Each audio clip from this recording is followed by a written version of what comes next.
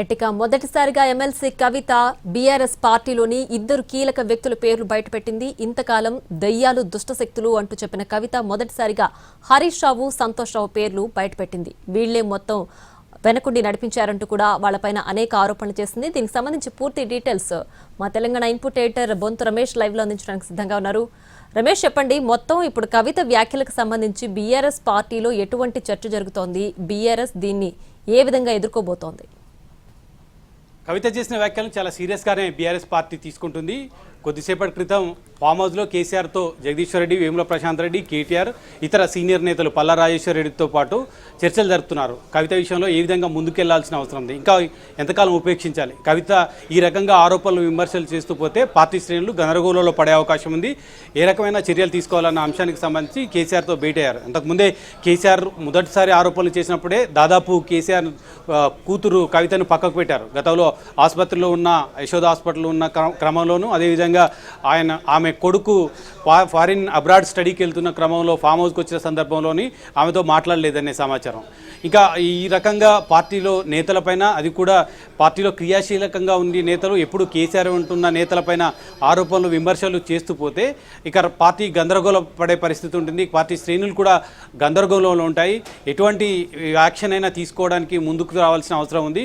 కేసీఆర్తో అదే చర్చలు జరుగుతున్నట్టు సమాచారం. అది ఏ విధంగా ఉండాల్సిన అవసరం ఉందని కూడా కేసీఆర్తో చర్చిస్తున్నట్టు సమాచారం. ఇప్పటికే హరీష్ రావు లోకల్గా లేరు. నిన్న అసెంబ్లీలో సుదీర్ఘ సమయం చర్చించిన తర్వాత ఆయన కూతురు యూకేలో స్టడీ చేస్తుంది. దానికోసం ఆయన ఈరోజు ఉదయమే యూకే వెళ్ళారు. ఆయన తిరిగి వచ్చే వరకు సమయం కూడా పడుతుంది. ఈలోపు ఫోన్లో కూడా హరీష్ రావుతో సంప్రదింపులు జరుపుతున్నట్లు సమాచారం. ఇప్పటికే ఆయనకు కవిత చేసిన ఆరోపణలు, విమర్శలకు సంబంధించి హరీష్ రావుతో సమాచారం అందించారు. ఆయన కూడా కేసీఆర్తో మాట్లాడినట్లు సమాచారం ఉంది. సో ఇప్పటికైతే ఇప్పటికి ఎటువంటి యాక్షన్ తీసుకోవాలన్న అంశం పైన క్లారిటీ రాకపోయినప్పటికీ 1-2 రోజుల్లో మాత్రం ఖచ్చితంగా ఆ కవిత చేసిన విమర్శలు, ఆరోపణలను సీరియస్గానే పార్టీ పరిగణలోకి తీసుకుంటుంది. ఇక పార్టీ అంటే కేసీఆర్కి సంబంధించిన అత్యంత సన్నిధులు, పార్టీలో ప్రధాన కార్యదర్శి హోదాలో ఉన్న వాళ్ళు, వర్కింగ్ ప్రెసిడెంట్గా ఉన్న కేటీఆర్ అంటే వేముల ప్రశాంత్ రెడ్డి, పల్లా రాజేశ్వర్ రెడ్డి, జగదీశ్వర్ రెడ్డి, కేటీఆర్ వీళ్ళందరూ కూడా కీలకంగానే ఉంటారు. వీళ్ళు తీసుకున్న నిర్ణయం కూడా అంతిమంగానే ఉంటుంది. కాబట్టి ఖచ్చితంగా ఏదో ఒక నిర్ణయం తీసుకోవాలి. పార్టీ అధ్యక్షునికే మీరు ఎటువంటి నిర్ణయం తీసుకున్నా మేము దానికి కట్టుబడి ఉంటామన్న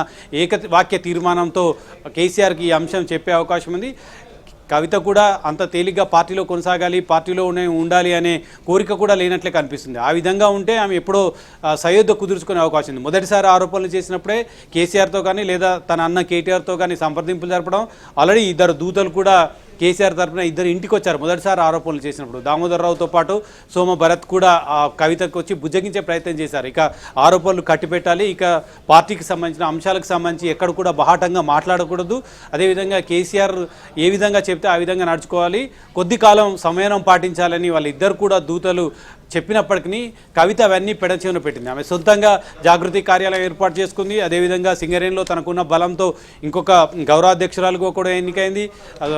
నాయిని నరసింహారెడ్డి తర్వాత గౌరవాధ్యక్షులుగా ఉన్న సింగరేణి ప్రాంతానికి సంబంధించి ఆమె అధ్యక్షురాలైంది. ఆ తర్వాత తన సొంతంగా దీక్ష 72 గంటల దీక్ష, బీసీ రిజర్వేషన్లకు సంబంధించిన ఇందిరా పార్క్ వద్ద 72 గంటల దీక్షకు కూడా పూనుకున్న నేపథ్యంలో పార్టీకి సంబంధించిన ఎజెండా కాకుండా తన సొంత ఎజెండాతో ముందుకు వెళ్ళే ప్రయత్నం చేసింది కవిత. అంటే ఇక పార్టీ లైన్ దాటింది, పార్టీ లైన్ తప్పి బయట కార్యక్రమాలు చేస్తున్న నేపథ్యంలో ఇవన్నీ కూడా మింగుడుపడే అంశం. కాకపోతే కుటుంబ సభ్యురాలు కేసీఆర్ కూతురు కాబట్టి ఎవరు కూడా మాట్లాడడానికి సాహసించారు. ఒక దశలో జగదీశ్వర్ రెడ్డి మాట్లాడిన క్రమంలో జగదీశ్వర్ రెడ్డి మీద కూడా తీవ్రమైన విమర్శలు కవిత చేసింది. దానికి కౌంటర్ అటాక్ కూడా జగదీశ్వర్ రెడ్డి చేశారు. ఇక అది ఆ ఇద్దరు పక్కకు పెడితే ఆ తర్వాత కూడా ఎవరు కూడా విమర్శలు చేయడానికి ముందుకు రాలేదు. కానీ పార్టీలో మాత్రం ఒక చర్చ జరుగుతుంది. గతంలో ఆలయ నరేంద్ర నుంచి మొదలుకుంటే విజయశాంతి కావచ్చు, తర్వాత చంద్రశేఖర్, మాజీ మంత్రి చంద్రశేఖర్ మీద కావచ్చు, రవీందర్ నాయక్ మీద కావచ్చు, చాలామంది మీద పార్టీ ఎటువంటి ఈటల రాజేందర్ మీద కావచ్చు, ఏమాత్రం సంజాయిషి నోటీసులు ఇవ్వకుండానే పార్టీ నుంచి బయటకు పంపిన అంశాన్ని కూడా ప్రస్తావిస్తూ అంతర్గతంగా చర్చలు జరిపారు. ఒక రకంగా ఈటల రాజేందర్ని అయితే మంత్రి పదవి నుంచి బర్తరఫ్ చేసి ఆయన పార్టీ నుంచి కూడా బయటకు పంపిన సందర్భం కూడా చూసాం. ఆయన పార్టీకి సంబంధించిన ఎలాంటి వ్యాఖ్యలు చేయకపోయినప్పటికీ ఒక భూముల వ్యవహారానికి సంబంధించిన అక్రమాలలో ఈటల రాజేందర్ హస్తం ఉందని చెప్పేసి ఆయన మంత్రి పదవి నుంచి బర్తరఫ్ చేసిన అంశం, అదేవిధంగా గతంలో పలువురు పార్టీ సీనియర్ నేతలను బయటకు పంపిన అంశానికి సంబంధించి కూడా ప్రస్తావించారు. పార్టీలో గుసగుసలు కూడా మొదలయ్యాయి. అంటే కుటుంబ సభ్యులకు ఒక న్యాయం, బయటి వాళ్ళకు ఒక న్యాయం ఉంటుందన్న అంశానికి సంబంధించి కూడా పార్టీలో అంతర్గత చర్చ జరుగుతున్న నేపథ్యంలోనే ఒక్కసారిగా కవిత మరొకసారి బాంబు పేల్చి హరీష్ రావును, సంతోష్ రావును టార్గెట్గా చేసి విమర్శలు చేసింది. వాళ్ళ వల్లనే అవినీతి మరకలు అంటాయి, వాళ్ళ వల్లనే కేసీఆర్కు ఇప్పుడు సిబిఐ కేసు నమోదవుతుందని ఈ అంశానికి సంబంధించి బీఆర్ఎస్ పార్టీ కార్యకర్తలకు, బీఆర్ఎస్ పార్టీలకు కోపం వచ్చినా తాను చెప్పదలుచుకుంది చెప్పాను, ఎంతవరకైనా తెగిస్తాను అంటూ కవిత వ్యాఖ్యలు చేయడం ఇది ఖచ్చితంగా పెను సంచలనంగా భావించవచ్చు. ఒకవైపు సిబిఐకి దర్యాప్తు కేసీఆర్ మీద, కేసీఆర్తో పాటు హరీష్ రావు మీద కొనసాగుతున్న నేపథ్యంలో సిబిఐ కేసు నమోదు చేయడానికి రెడీ అవుతున్న నేపథ్యంలో ఇటువంటి వ్యాఖ్యలు సొంత పార్టీ నుంచి రావడం, సొంత పార్టీలో అవినీతి మరకల అంశానికి సంబంధించి ఎండార్స్ చేస్తూ కవిత మాట్లాడడం ఖచ్చితంగా ఇది బీఆర్ఎస్ పార్టీని ఆత్మరక్షలో పడేసింది. ఈ సందర్భంలోనే బీఆర్ఎస్ ఒక కీలక నిర్ణయం తీసుకోవడానికి రెడీ అయింది. ఫామ్ హౌస్లో చర్చలు జరుపుతున్నారు. ఆ చర్చలు ఏ విధంగా ఉంటాయి, కవిత భవిష్యత్తుకు సంబంధించి పార్టీలో కొనసాగించాలా లేదా పిలిచి మాట్లాడాలా, సంజాయిషి నోటీస్ ఇవ్వాలా, కేసీఆర్ గురించి తెలిసిన వాళ్ళు కానీ, కేసీఆర్ తీసుకునే కఠిన నిర్ణయాల గురించి తెలిసిన వాళ్ళు కానీ నోటీసులు ఇవ్వడం, ఆ తర్వాత పిలిచి మాట్లాడడం అనేది ఎప్పుడూ జరగలేదు. ఆయన ఏకపక్షంగా నిర్ణయం తీసుకుంటారు. ఖచ్చితంగా ఆ నిర్ణయం కఠినంగానే ఉంటుంది. ఆ బిడ్డకైనా లేదా వేరే పార్టీ నేతలకైనా ఒకే నిబంధన వర్తిస్తుందని కేసీఆర్ భావిస్తే ఖచ్చితంగా ఒక తీవ్ర చర్య కూతురు కవిత మీద తీసుకునే అవకాశం ఉంది. ఒక పార్టీ ఎమ్మెల్సీగా ఆమెను చూస్తారా లేదా కూతురుగా చూస్తారా అన్న అంశానికి సంబంధించి కేసీఆర్ అంచనా వేస్తే కేసీఆర్ ఖచ్చితంగా ఒక పార్టీ క్రమశిక్షణ తప్పిన కార్యకర్తగానే కవితను భావించే అవకాశం ఉంది. ఆ మేరకు నిర్ణయం తీసుకునే అవకాశం ఉంది. ఇప్పుడు కూడా తీవ్రమైన చర్చ జరుగుతుంది. మీరు ఏ నిర్ణయం తీసుకున్నా కట్టుబడి ఉంటామని ఇప్పుడు భేటీ అయిన నేతలు కూడా అదే అంశం చెప్తున్నారు. ఎందుకంటే హరీష్ రావు అందుబాటులో లేడు, ఆయన యూకేలో ఉన్నారు కాబట్టి ఆయనతో కేవలం కొంతమంది నేతలు సంప్రదింపులు జరిపారు. కవిత చేసిన వ్యాఖ్యలను హరీష్ రావు దృష్టికి తీసుకొచ్చారు. సంతోష్ రావు ఇక్కడే ఉన్నాడు, ఆయన ఇంకా ఫామ్ హౌస్కి అయితే చేరుకోలేదు. కానీ కాకపోతే కవిత చేసిన ఆరోపణలకు సంబంధించి గతంలోనే దయ్యాలంటూనే తమ ఇద్దరిని ఉద్దేశించి చేస్తున్నారనేది అందరికీ తెలిసిన అంశం. పార్టీలో కూడా చర్చ అయింది. ఆమె హరీష్ రావు, సంతోష్ రావును ఉద్దేశించే వ్యాఖ్యలు చేస్తుంది. తన అన్న మంచోడు, తన అన్నకు రాఖీ కడతాను, తన సోదరుడికి నాకు ఎటువంటి విభేదాలు లేవు, ఆయన అంటే ఇష్టమే అంటూ పలు సందర్భాల్లో చిట్చాట్లో కానీ కమెంట్ చేస్తూ వచ్చింది కవిత. ఆ తర్వాత ఈ ఇద్దరి మీద ఉద్దేశించే తన పైన సోషల్ మీడియాలో దుష్ప్రచారం చేయడం, తాను తన పైన ఇతర రకాల కమెంట్లు చేయడం, ఇవన్నీ కూడా సంతోష్ రావు, హరీష్ రావు వల్లనే జరుగుతుందని పరోక్షంగా కూడా సంకేతాలు ఇచ్చింది. కానీ ఎప్పుడు కూడా పేర్లు బయటికి చెప్పలేదు. పేర్లు బయటికి చెప్పడానికి ఆమె సాహసించలేదు. కానీ రెండవసారి అమెరికా పర్యటన ముగించుకొని వచ్చి రాగానే ఆమె పెద్ద ఎత్తున ఒక సంచలనానికి దారితీసే విమర్శలు, ఆరోపణలు చేసింది. ఆ విమర్శల ఆరోపణలు కూడా బీఆర్ఎస్ పార్టీలో అగ్రనేత కేసీఆర్ వెన్నంటి, తెలంగాణ ఉద్యమం నుంచి వెన్నంటి ఉన్న హరీష్ రావును ఉద్దేశించి, అదేవిధంగా ముఖ్యమంత్రిగా 10 ఏళ్ల కాలం, ఆ తర్వాత అంతకు ముందు కూడా కేసీఆర్కు ఎప్పుడు చేదోడు వాదోడుగా ఉంటూ తనను ఎప్పుడు అంటిపెట్టుకొని ఉన్న సంతోష్ రావు మీద ఉద్దేశించి వ్యాఖ్యలు చేయడం ఖచ్చితంగా పార్టీలో గందరగోళపరిచింది. సో చూడాలి ఎటువంటి నిర్ణయం తీసుకుంటారనేది. అయితే కేసీఆర్ పైన అవినీతి మరక కానీ లేదంటే సిబిఐ ఎంక్వైరీ వరకు వస్తుందంటే అసలు సొంత పార్టీ ఏం చేస్తుంది, పార్టీ ఉంటే ఎంత పోతే ఎంత, ఖచ్చితంగా బంద్కు పిలుపునివ్వాల్సింది అంటూ కూడా పార్టీ పైన కూడా ఆవిడ ప్రశ్నించారు. సో ఇలాంటి వ్యాఖ్యలు చేసిన నేపథ్యంలో పార్టీది ఈ కవిత చేసిన ఈ వ్యాఖ్యల్ని తోసిపుచ్చేయడం కానీ లేదంటే వాటిని కొద్ది రోజుల వరకు పట్టించుకోకపోవడం కానీ ఉండే అవకాశం ఉంటుందా?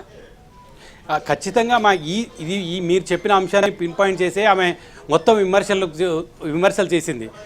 కేసీఆర్ మీద సిబిఐ విచారణకు రాష్ట్ర ప్రభుత్వం రంగం సిద్ధం చేస్తుంటే, సిబిఐ విచారణ చేయాలి, కాళేశ్వరంకి సంబంధించిన అంశం మీద రంగం సిద్ధం చేస్తుంటే ఈ తెలంగాణ సమాజం బీఆర్ఎస్ పార్టీ శ్రేణులు ఈ విధంగా ఉండాలా, పెను ఉప్పెనలాగా ఉండాలి, ఖచ్చితంగా రియాక్షన్ చాలా తీవ్రంగా ఉండాలి.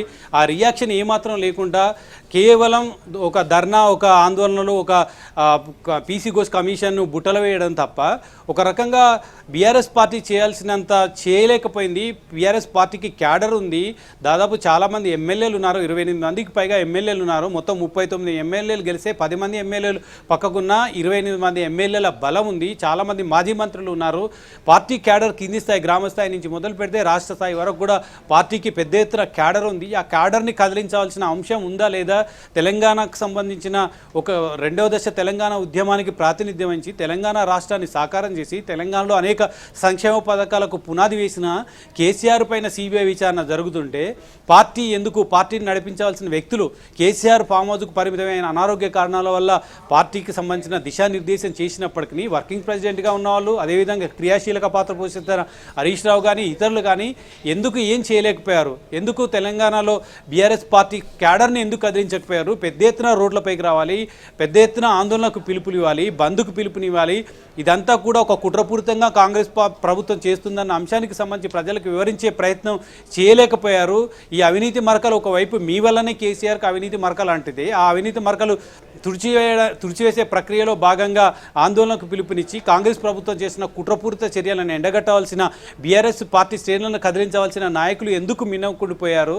ఎందుకు కేసీఆర్ పైన సిబిఐ విచారణకు రంగం సిద్ధం చేస్తున్నా ఎందుకు ముందుకు వెళ్ళలేకపోయారు అనేది ఒకవైపు ఆ ప్రశ్నను సంధిస్తూనే పార్టీ నేతలను ప్రశ్నిస్తూనే ఇంకొక వైపు ఇదంతా కూడా కేసీఆర్కు సంబంధం లేదు. కేసీఆర్కి ఎప్పుడు కూడా డబ్బుల మీద యావలేదు. ఆయన కేవలం ప్రజా సంక్షేమం మీద తెలంగాణ సుభిక్షంగా ఉండాలి, తెలంగాణ సస్యశ్యామలంగా ఉండాలి, 1 కోటి ఎకరాల మాగాని కావాలన్న అంశానికి సంబంధించే ఆయన కాళేశ్వరం ప్రాజెక్టుని తీసుకొచ్చారు తప్ప ఏ రోజు కూడా డబ్బు యావలేదు. ఆయనకు డబ్బు అంటే పెద్దగా ఇష్టం కూడా ఉండదు. కానీ ఆయన చుట్టూ ఉన్న వ్యక్తులు ఆయన పేరు చెప్పి కాళేశ్వరం ప్రాజెక్టు పేరు చెప్పి పెద్ద ఎత్తున వసూలకు పాల్పడ్డారు, పెద్ద ఎత్తున డబ్బులు సంపాదించారు. అవినీతి మరకలు కేసీఆర్కి అంటుతుంటే ఎందుకు మిన్నకుండిపోయారు అనేది కవిత ప్రశ్న.